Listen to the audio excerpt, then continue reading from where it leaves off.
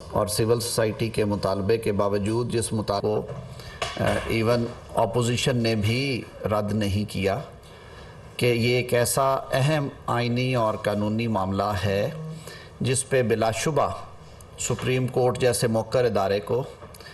Collective wisdom کے ساتھ فیصلہ کرنا چاہیے تھا، اور اس کا جو حل پارلیمان کی طرف سے بھی دیا گیا، جو حکومتی اتحاد کے سیاسی قائدین کی طرف سے بھی دیا گیا، اور جیسے میں نے پہلے عرض کیا بہت سارے اور طبقات نے بھی اس پہ اپنی رائے دی کہ یہاں پہ ان دو معزز جج صاحبان جنہوں نے اپنے آپ کو کیس سے الگ کر لیا تھا، ان کے علاوہ جو فل کورٹ ہے وہ بیٹھتی اور اس پہ فیصلہ دیتی۔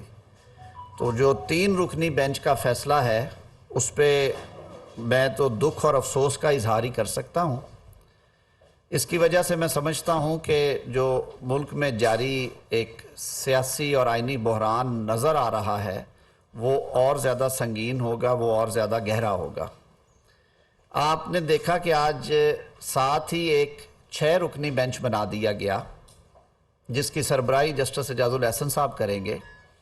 اور اس میں 5 اور جج صاحبان جن میں جسٹس منیب اختر،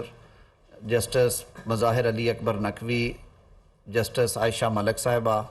جسٹس اظہر رضوی صاحب شاید شامل ہیں، اور ایک اور نام بھی ہوں گے، ان پہ مشتمل یہ بینچ ہے جو اس بات کا ثبوت ہے کہ اٹارنی جنرل نے جو کل آرگیومنٹس دیے تھے اور ہمارا جو پارلیمان میں بھی موقف تھا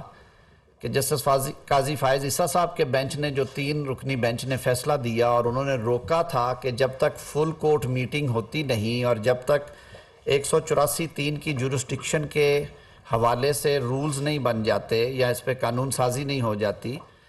جو 184(3) کے مقدمات یعنی کہ از خود نوٹس کے مقدمات یا سپریم کورٹ کی اوریجنل جورسڈکشن کے مقدمات ہیں، ان پر سماعت نہ کی جائے۔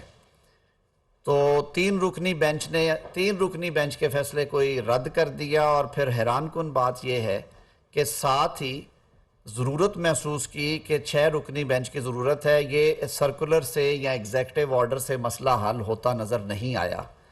تو یہ پھر اس بات کی دلیل ہے جو کہ بہت سارے وکلاء نے بھی کہا، پارلیمنٹیرینز نے کہا، کل عدالت میں اٹارنی جنرل صاحب نے اس پہ بحث بھی کی، الیکشن کمیشن کے وکیل نے بھی اس پہ بحث کی کہ جوڈیشل پروپرائٹی یہ ڈیمانڈ کرتی ہے،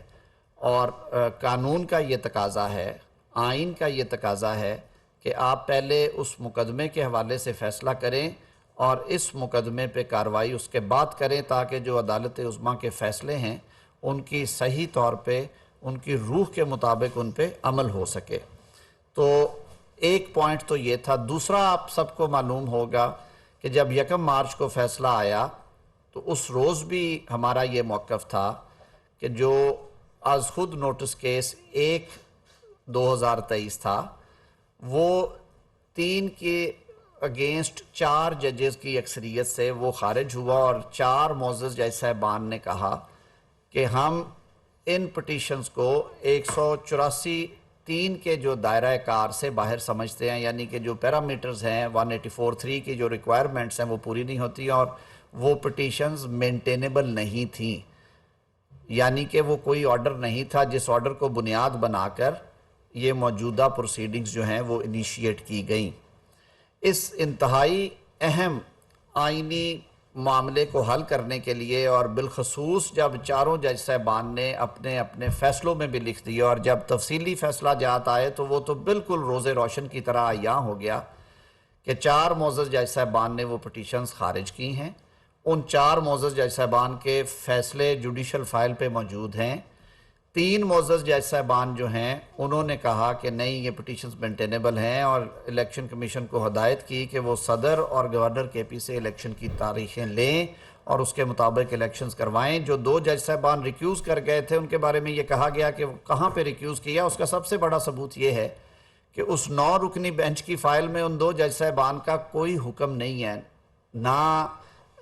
عبوری حکم ہے نہ فائنل حکم ہے۔ تو ایسی صورتحال میں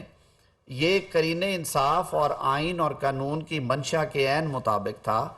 کہ 4 کے فیصلے کو مانتے ہوئے یا اس ابہام کو دور مان لیا، یہ ابہام ہے تو اس ابہام کو دور کرنے کے لیے فل کورٹ بیٹھتی، وہ بھی نہیں بیٹھی۔